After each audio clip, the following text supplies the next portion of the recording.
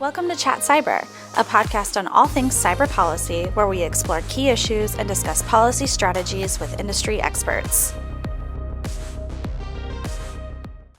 Hey everybody, and welcome back to another episode of Chat Cyber, Cyber Florida's policy podcast. I'm your host, James Shagupps, the Associate Director of Policy and Partnerships here at Cyber Florida.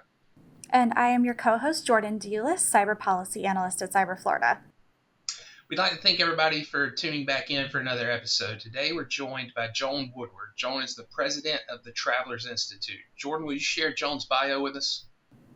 Absolutely. As James mentioned, Joan is the president of the Travelers Institute, which is the public policy division and educational arm of Travelers. With a wealth of experience in public policy and thought leadership, Joan established the Travelers Institute in 2008, building on her decade-long career at Goldman Sachs as the founding executive director of the Global Markets Institute. Prior to that, she spent 12 years on Capitol Hill, where she was instrumental in the development of economic policy. Joan is also recognized for her leadership roles on various boards, including the Rand Institute for Civil Justice.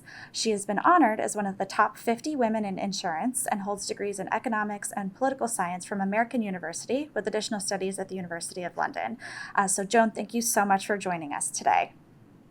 Well, thank you so much for having me. It's an important topic for us to talk about, so I appreciate it. Joan, we usually do a little segment here called Explain It to James when we talk about highly technical topics. But today, since we're talking policy, we're finally in my wheelhouse. So I think we'll skip the Explain It to James segment and jump right into the questions, if that's okay with you. Can you tell us a little bit about the Travelers Institute as an education and public policy platform, and maybe tell us a little bit about its role and how it's evolved since you guys started in 2008?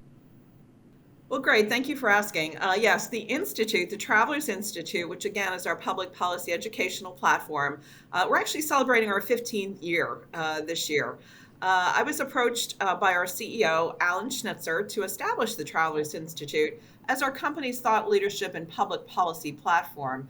And my mission was really to find ways for our company to leverage its deep risk management experts, 30,000 of us at the company, to be part of an important public policy conversation. So we think of ourselves not just a think tank, but we're a do tank. And so we've hosted over 1,000 educational events in person, reaching about 500,000 people through the last 15 years in about 200 cities. So we are very proud of our policy work that we do with regulators, legislatures, and governors around the country.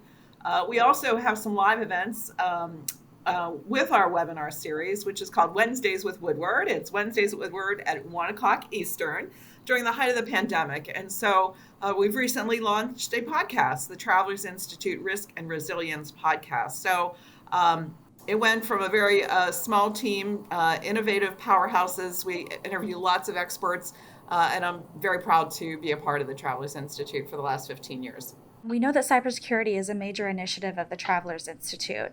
Can you tell our listeners more about this initiative and how businesses and organizations can engage with your team? Sure. Actually, this interview is great timing because October, as you probably know, is Cybersecurity Awareness Month. And we are dedicated to helping business leaders and consumers really learn how to protect themselves. Our Travelers Risk Index, which is something we do every year, cyber risk reclaimed the number one spot as a leading concern for business owners across the country. So a cyber event can cause a major operational and financial disruption to an organization. And these risks are really evolving. They are not static, which is why we think it's important for businesses, especially small businesses, to take preventive measures and really be vigilant about their cyber kind of hygiene. And this all started about 8 years ago for the Travelers Institute. We've hosted more than 60 in-person events. Just 3 years ago, President Biden invited technology CEOs. So think about all the big tech company CEOs. And there was one insurance CEO that was invited into that cyber summit with the president, and that was our CEO, Alan Schnitzer. She was asked to join the meeting really to talk about cyber insurance. And just talking about cyber insurance really does allow business owners to focus on what's important. And we reaffirmed our commitment to working across the government and industries to help advance cyber education.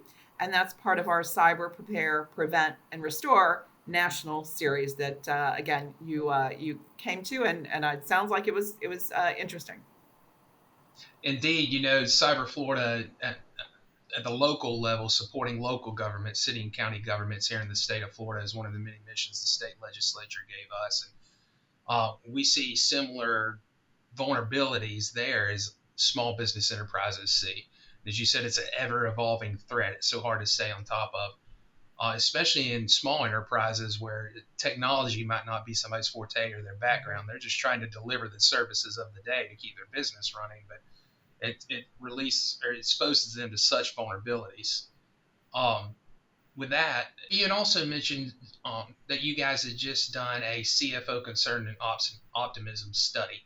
In that study, cybersecurity was ranked seventh among the greatest concerns that CEOs have, following things like market competition, talent acquisition, and customer satisfaction.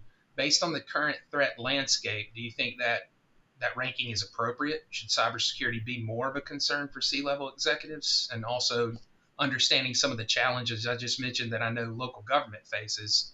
The job's already big, but do you think that that's where it needs to be as far as a level of concern? Yeah, those who responded to our survey, we had about 600 plus CFOs, chief financial officers, took this study. They listed a number of concerns, and we're glad that cyber was certainly on the list. About half listed cyber as their number one main challenge they face when managing risk. But they're a real concern for all businesses, very small, mom and pops, up to the larger. You know, we see in stories all the time that big companies get impacted a lot, and also infrastructure gets impacted, waterway, electrical grid. In recent years, there's been a lot of hacks and attacks, but a single breach can result in significant cost and damage is lost. They could extend for consumer confidence in your company, financial harm, legal challenges, and business interruptions. So, given today's climate, it's really imperative that business leaders have those tools they need to respond to, prepare for cyber attacks. Most people believe you've either been hacked already or you're going to be hacked. And that CFO study really did reinforce that to us.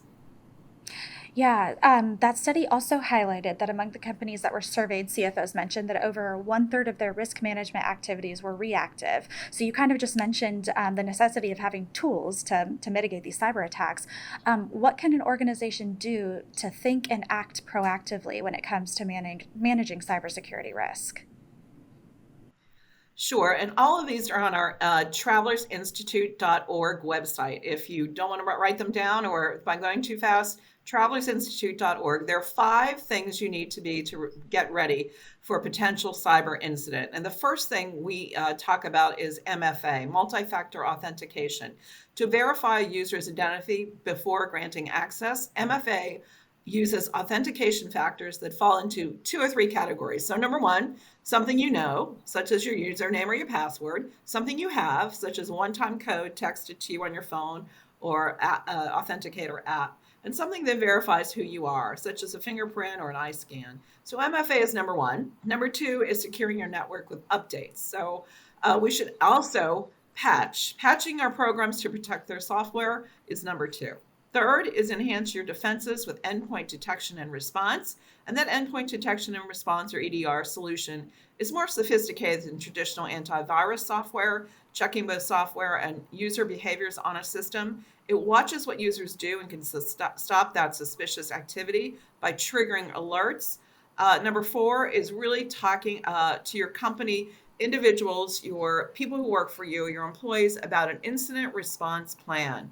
So company leaders should have an incident response plan on the shelf. It should be updated every 6 months or every year, and it should be practiced. So that incident response plan is going to tell everyone what to do. And don't forget to print it. Don't just have it on your cloud or don't just have it on your laptops. Print a copy and give everyone, hand that out to your employees. The last one is building cyber resilience with backups. So be sure to inventory your data, decide how frequently the data should be backed up. And if your organization suffers a cyber attack, restoring the systems and files to get your business up and running really quickly. So those are our 5 best practices. Yeah, it's funny. I moonlight as a PhD student, and we recently had a very interesting discussion in one of my classes about how policies are only as good as they are practiced and put into actions. Most definitely, as you said, make sure it's printed out, make sure it's accessible, make sure people know what it is, and make sure that they're acting on it. Joan, if we could switch gears just a little bit, the Travelers Institute was born from Travelers Insurance Company. Can you tell us a little bit about where cyber and insurance intersect? Sure. And this is, it's actually not that complicated, to be honest with you. We sell a cyber insurance product. What does that mean? It means that if you are breached or hacked, you have insurance to help you with a breach coach, with data and privacy declarations to your customers. If personal identifiable information, such as a lot of healthcare companies have, notification, and 50 different states have 50 different laws. So this is complicated stuff.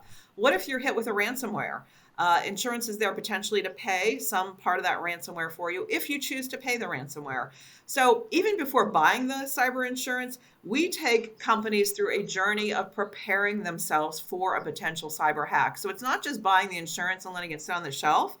It is implementing these 5 best practices we talk about. So you're much more cyber secure having insurance, but we make sure you're cyber secure before you even buy the insurance. And that's the process that we think is really critically important. So we always recommend talking to an insurance agent or broker to talk about your specific needs for your company. But this is an insurance product that's been evolving over the last 10 to 15 years and will continue to evolve because these risks, these bad actors on the dark web, they're not stopping. They're innovative on how they're attacking different businesses, and they're becoming smarter. So we need to be one step ahead of those bad actors.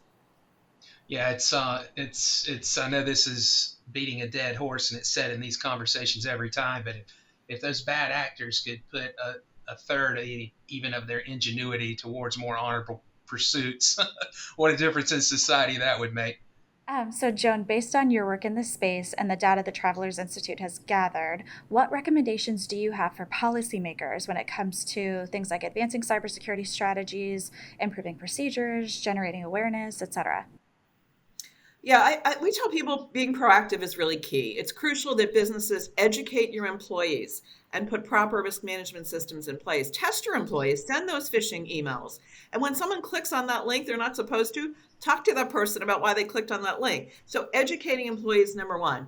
The other little known agency at the federal government, at the Department of Homeland Security, which was created about 5 or 6 years ago, is called CISA, Cybersecurity and Infrastructure Security Agency. And they are crucial in providing free, I'm going to underline that, free, complimentary, your tax dollars already paid for this, services for businesses. You can get a free cyber risk assessment for your business through that government agency. So look up CISA.gov, CISA.gov. And they will help you navigate all these complicated issues for businesses. And most importantly, ensure that a company has a proper protection by seeking that insurance coverage. That cyber insurance product, critically important. Joan, I really love how you talked about the product, but about the proactive steps that you are taking as a company and as an institute to make sure people are cyber secure. So hopefully they never have to access the benefits of that. Could you tell us a little bit? You had spoke to how the threat's always evolving. Can you speak a little bit about the intersection of cybersecurity and insurance and how that will evolve with the threat? And what role do you see the Travelers Institute playing in shaping that discussion?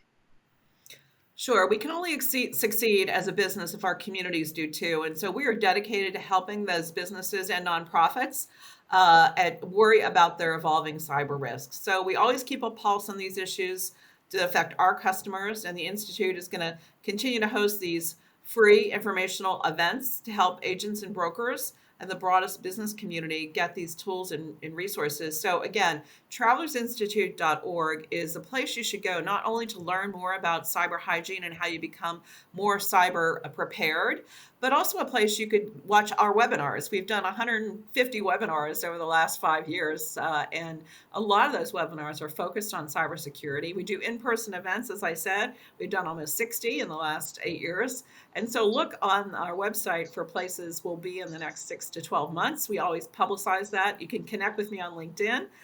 Joan Woodward at Travelers, and I'm very active on LinkedIn, and I post everything, a lot of content.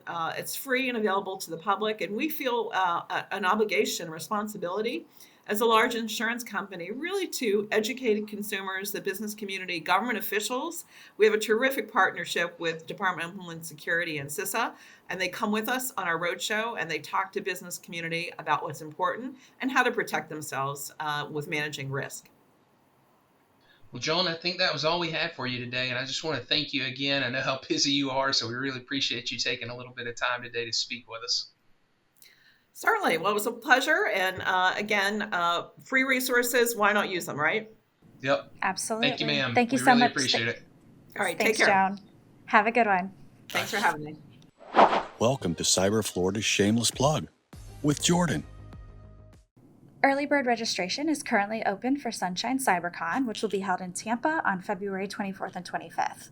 The Sunshine Cyber Conference is a unique blend of technical professionals and non-technical managers and decision makers coming together to exchange ideas, share knowledge, and examine the latest cybersecurity challenges and opportunities. Attendees will join hundreds of organizational leaders from across Florida and beyond to enhance their knowledge, build their network, and engage with Florida's cybersecurity community. Be sure to register at cyberflorida.org. On April 4th, 2025, Cyber Florida is bringing back Florida's first ever statewide high school cybersecurity competition, Cyber Launch. The Cyber Launch program aims to introduce high school students to the universe of cybersecurity careers through the fun of a statewide competition. Last year was our first year hosting this event, and with over 900 students in attendance, I'd say it was a huge success. Finally, Cyber Florida is thrilled to announce the premiere of the Do We Belong Here documentary, created in partnership with Cisco and WeCys, or Women in Cybersecurity. The documentary highlights the stories of women in cybersecurity, showcasing their challenges and triumphs. The documentary premiered on September 10th, and listeners can find it now on YouTube. I'm Jordan, that's my plug. Guys, as always, thank you again for tuning in. We are a resource for you. My email address, jameswjacobs@usf.edu. Please let us know what you want to hear about. Let us know what would be useful. I know you've got those long drives back and forth to Tallahassee.